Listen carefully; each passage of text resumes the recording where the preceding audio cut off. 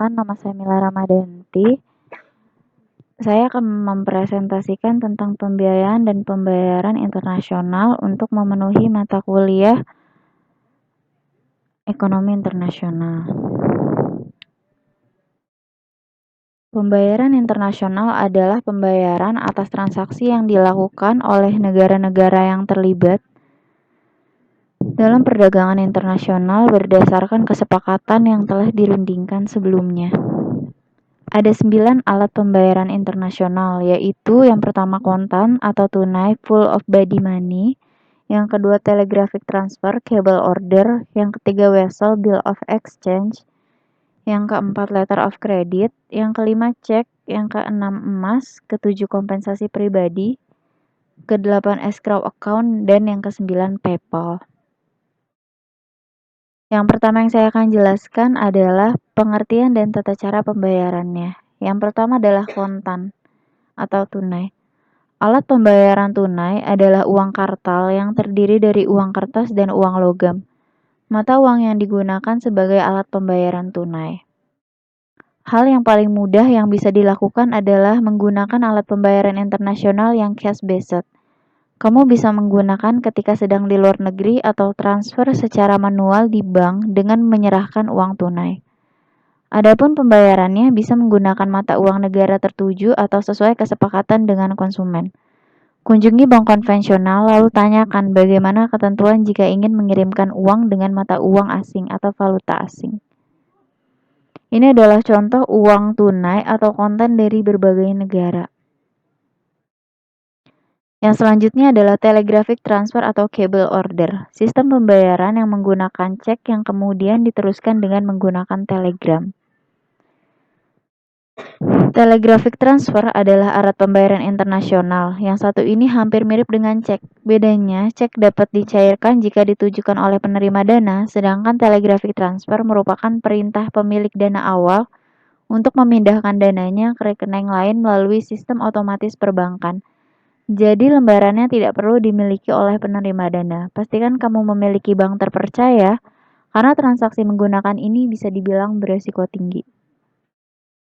Ini adalah contoh telegraphic transfer melalui via Bank Mandiri. Selanjutnya adalah vessel bill of exchange. Vessel bisa disebut juga sebagai surat perintah yang diterbitkan oleh seorang yang memberikan kredit kepada pihak bank lainnya. Tujuannya agar pihak debitur segera melakukan pembayaran dengan jumlah dan tanggal tertentu selayaknya yang disebutkan dalam isi vessel tersebut. Sedari dulu, kita pasti sudah tahu dengan yang namanya vessel atau bill of exchange.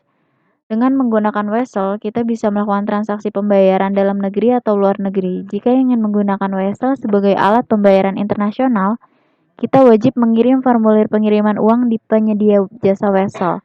Bisa menemukannya di Pos Indonesia atau bank konvensional.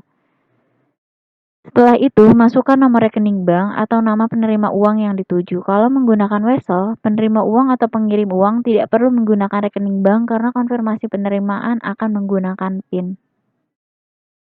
Ini adalah contoh vessel yang dilakukan dengan menggunakan Pos Indonesia. Di sini tertera jumlah yang dikirim, terbilang dikirim oleh, tanggal pengiriman, nomor resi ditujukan kepada, nomor telepon, dan biaya pengiriman.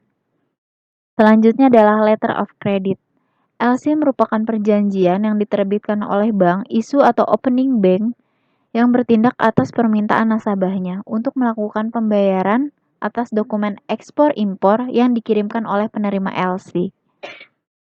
Walaupun memiliki kesamaan dengan vessel, tapi yang membedakan alat pembayaran internasional ini adalah jika vessel harus dilakukan secara lunas, maka LC kredit bisa menggunakan kredit atau cicilan. Nantinya jika ada pembayaran yang tersendat, maka pihak bank yang melunasi ke pihak penjual. Setelah itu dana yang telah ditalangi oleh pihak bank akan menjadi utang dari pembeli. Cara pembayaran ini bisa digunakan untuk transaksi jika salah satu pihak belum saling percaya. Cara ini dinilai lebih terjamin keamanannya, terlebih bagi kita yang telah mengirimkan barang ke luar negeri, tapi khawatir barangnya tidak dibayar. Ini adalah contoh letter of credit. Selanjutnya adalah cek. Cek adalah surat atau warkat yang berisi perintah tak bersyarat dari nasabah bank agar bank tersebut membayarkan suatu jumlah uang tertera pada surat itu kepada orang atau pembawanya. Kita bisa menggunakan cek sebagai alat pembayaran internasional. Selanjutnya, adapun proses pembayaran nantinya akan dilakukan dengan cara importir mengirimkan cek kepada eksportir melalui bank yang ditujukan di negara eksportir.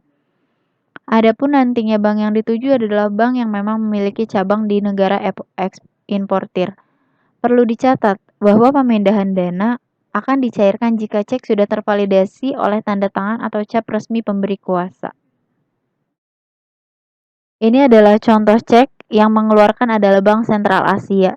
Di sini tertera tanggal pengeluaran cek, lalu nominal, pembilang jumlah, lalu PT atau pengeluar cek tersebut. Selanjutnya adalah emas. Emas adalah unsur kimia dari tabel periodik yang memiliki simbol AU dan nomor atom 79. Sebuah logam transisi yang lembek, mengkilap kuning berat dan malleable dan duktil. Emas tidak bereaksi dengan zat kimia lainnya, tetapi terserang oleh kalorin, fluorin, dan aqua regia yang bisa digunakan sebagai alat pembayaran yang sah. Pembayaran dengan emas dilakukan dengan menentukan berapa nilai suatu barang terhadap emas, baru kemudian dibayar sesuai dengan harga emas. Dari barang tersebut, sistem ini digunakan oleh menjaga nilai dari suatu barang supaya tidak rusak oleh inflasi. Sistem pembayaran dengan emas biasanya dilakukan untuk pembayaran barang berharga yang cukup tinggi nilainya. Ini adalah contoh gambar emas batangan. Kompensasi pribadi. Kompensasi pribadi adalah cara pembayaran dengan mengalihkan penyelesaian utang pada seorang penduduk dalam suatu negara tempat penduduk tersebut tinggal. Maksud dari alat pembayaran internasional menggunakan transaksi pribadi adalah pembayaran dilakukan menyilang dalam suatu negara. Sebagai contoh, Abel berasal dari Indonesia, membeli barang ke Naomi di Jepang sebesar 1000 USD. Lalu Asahi di Jepang membeli barang dari Bagas di Indonesia dengan nilai yang sama.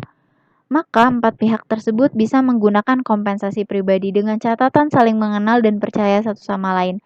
Langkahnya seperti ini. Abel memberikan uang kepada Bagas sebesar 1000 USD, lalu Asahi akan memberikan ke Naomi dengan jumlah yang sama.